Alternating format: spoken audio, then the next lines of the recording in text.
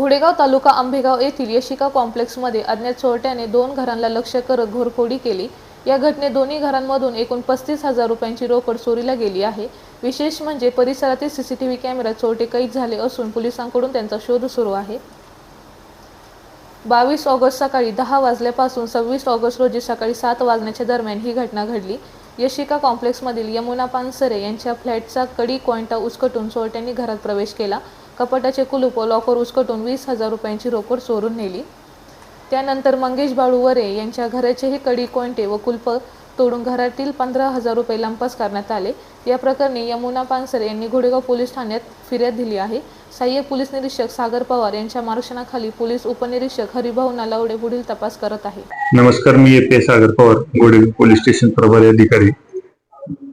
घोडेगाव police स्टेशनच्या कार्यक्षेत्रामध्ये आज सकाळी आम्हाला 2 ते 3 ठिकाणी घरफोडी झालेल्याची माहिती मिळाली। सदर अनुषंगाने मी तात्काळ आमच्या टीमने वगैरे आम्ही सगळ्यांनी घटनास्थळी भेट दिली। त्या ठिकाणी एक रूट आहे आपला जुन्नरच्या बाजूचा आणि एक आहे खटकाळी मधला। तर साधारण जे लोक आपले इतर राहायला नाहीत, वास्तव्याला नाहीत, जे मुंबईला किंवा इतर परगावी राहिले, तर अशा ठिकाणी चोरीचा प्रकार घडलेला आहे। तर त्यामध्ये जे परिसरातले आम्ही सीसीटीव्ही फुटेज चेक केलेले आहेत, त्यामध्ये 3 संशयित दिसून येत आहेत। त्याबाबत आम्ही गुन्हा दाखल करण्याची कार्यवाही सुरू आहे आणि इतर तपास देखील आम्ही करून लवकरात लवकर या आरोपींच्या सीसीटीव्ही फुटेजच्या आधारे शोध घेऊन त्यांना तात्काळ अटक करण्याची कारवाई करत आहे। या बाबतीत काय नुकसान वगैरे काय?